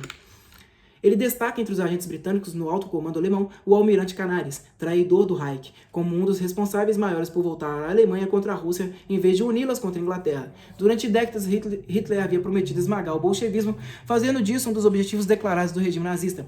Uma vez no poder, desencadeou uma feroz perseguição aos comunistas, ao mesmo tempo que preparava o ataque à União Soviética com grande antecedência. Mas tudo isso para o professor Dugin não significa nada, foi tudo culpa de um agente britânico. Do mesmo modo, a Primeira Guerra Mundial, quando a Rússia se aliou às potências atlantistas contra suas aliadas naturais, a Alemanha e a Áustria-Hungria, resultou da ação de atlantistas infiltrados entre os patriotas eslavófilos que convenceram o czar de que a identidade racial russa era mais decisiva estrategicamente do que a unidade territorial entre etnias diferentes, hipótese que, imagina Dugin, teria levado a uma aliança com a Alemanha. Idêntica manobra teriam praticado os agentes atlantistas na Alemanha da década de 30, ludibriando os pobres nazistas para que acreditassem na identidade de sangue e solo, em vez de perceber que era preciso optar entre uma coisa e outra. Assim, os maiores acontecimentos da história real do século XX não passaram de ilusões. A verdadeira história é a narrativa ideal do professor Dugin, que eles encobriram maldosamente.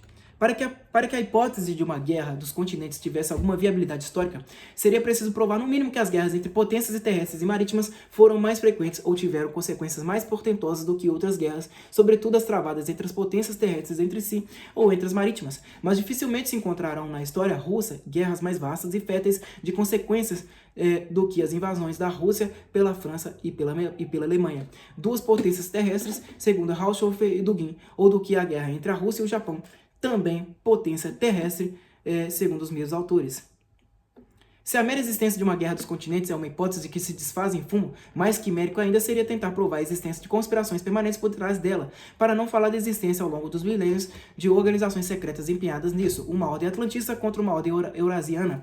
O professor Dugin esquiva-se de um confronto com essa questão mediante o uso alternado dos termos entre aspas ou sem aspas, denotando ora uma mera figura de linguagem, ora a presunção da existência concreta das organizações mencionadas. Assim, ele está livre para raciocinar como se as organizações existissem realmente, tirando daí as conclusões mais ousadas, bem como se espremido contra a parede com uma exigência de provas concretas, safar-se da dificuldade alegando que os nomes das organizações eram apenas figuras de linguagem usadas para designar a convergência espontânea e impremeditada das ações de todos os que se esforçaram pela causa atlantista ou eurasiana, mesmo que imaginasse estar fazendo coisa totalmente diversa, lutando por meros interesses nacionais, por dinheiro ou pela difusão da fé, por exemplo. A confusão entre a unidade antecipada de um plano e a unidade retroativa do relato histórico é mais que evidente. Pela sua própria confusão, a ideia eurasiana paira no ar como uma nuvem claro-escura, fascinando a plateia com a força de um discurso poético-retórico adornado de um falso brilho científico. A maior prova de que ela não serve como conceito científico é a própria descrição do bloco eurasiano atual, tal como aparece nos pronunciamentos do professor Dugin. Esse bloco compreende, segundo ele, essencialmente a Rússia, a China e os países islâmicos. Permito-me citar aqui o que escrevi a respeito meses atrás. Aí vamos ler aqui o professor falando, né? Abre aspas. Os três agentes principais do processo globalizante, como vimos em artigo anterior, não são espécies do mesmo gênero. Um é um grupo de governos, o outro, uma comunidade internacional de bilionários, o terceiro, uma cultura religiosa sem fronteiras, espalhada mesmo em território inimigo. Só o primeiro pode ser descrito, nos termos usuais da geopolítica, mas na medida em que o projeto do Império Russo se amplia em Império Eurasiano, toda tentativa de defini-lo geopoliticamente esbarra em obstáculos intransponíveis. Uma vez que o domínio eurasiano abrange também o Islã, chega a ser cômico que o grande estrategista russo Alexander Dugin apresente disputa de poder no mundo como uma luta entre impérios terrestres e impérios marítimos, classificando a Eurásia entre os primeiros e os Estados Unidos no segundo grupo. De um lado, o Islã, após ocupar com grande facilidade os seus territórios circunvizinhos, alcançou projeção mundial, sobretudo como potência marítima. Já na segunda metade do século IX, escreve Paulo Toffer no seu magnífico estudo sobre expansionismo islâmico e IOG, todas as grandes vias marítimas eram controladas de fato pelos muçulmanos, do Estreito de Gibraltar até o Mar da China, dos portos do Egito que se comunicam com o Mar Vermelho até os da Síria. Quanto à própria Rússia, então União Soviética, seu poder no século XX baseou-se menos na força dos seus exércitos que na presença ativa do Partido Comunista e do Serviço Secreto Soviético em todas as nações e continentes. Nada houve de terrestre na expansão tentacular do Kremlin na África ou na América Latina. Não posso crer que os soldados de Nikita Khrushchev tenham trazido a pé os mísseis que instalaram em Cuba em 1962. O combate entre a terra e o mar não vale nem como símbolo, já que um símbolo só funciona quando traz embutida sinteticamente uma multidão de fatos reais, não de ficções. O Império Eurasiano não é um símbolo, é um mito soreliano, o que é o mesmo que dizer uma imensa cenoura de burro, uma geringonça hipnótica concebida para colocar milhões de idiotas no encalço de um futuro que não será jamais o que promete. Se a missão do intelectual em tempos obscuros é de dar nome aos bois, exorcizar as palavras roucas e trocar os slogans estupefacientes por uma representação exata do estado de coisas, os eurasianos falham miseravelmente em cumprir o seu dever.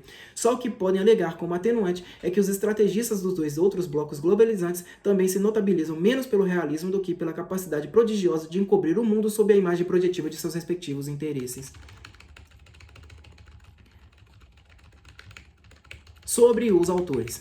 Alexander Dugin nasceu em Moscou em 1962. É cientista político e diretor do Centro de Pesquisa sobre o Conservadorismo da Faculdade de Sociologia da Universidade Estatal de Moscou. Publicou livros sobre a escola tradicionalista, metafísica, simbolismo, sociedade pós-moderna e a situação política da Rússia pós-soviética. Seu livro, Fundações da Geopolítica, o futuro geopolítica da Rússia, tornou-se leitura obrigatória da Academia Militar do Estado-Maior-Geral da Rússia e tem influenciado decisivamente a elite política e militar daquele país. Ele é fundador do movimento internacional eurasiano eurasiano e um dos principais teóricos do nacional-bolchevismo, que se apresenta como um movimento de oposição à influência das nações ocidentais no Oriente ex-soviético. Mais do que uma simples ideologia política, o movimento eurasiano é uma visão do mundo, um projeto geopolítico, uma teoria econômica, um movimento espiritual, um núcleo destinado a consolidar um amplo espectro de forças políticas. Os principais artigos do professor Dugin podem ser lidos no site www.evrazia.info. Olavo de Carvalho nasceu em Campinas em 1947. O filósofo mantém há 30 anos o Seminário Permanente de Filosofia e Humanidades, onde leciona e pesquisa sobre diversas áreas de conhecimento, como lógica e simbolismo, teoria da linguagem, religiões comparadas, esoterismo, direito, filosofia e ciência política. Em suas pesquisas mais recentes, tem se debruçado sobre os movimentos revolucionários e as origens políticas e esotéricas da ciência moderna. É autor, entre outros, de O Imbecil Coletivo, Problemas Inculturais Brasileiros, O Jardim das Aflições, Ensaio sobre Materialismo e a Religião Civil, Aristóteles em Nova Perspectiva, Introdução à Teoria dos Quatro Discursos, A Dialética Simbólica, Maquiavel ou a Confusão Demoníaca e a Filosofia e seu Inverso. Atualmente é correspondente e analista da política americana em Washington para o jornal O Diário do Comércio.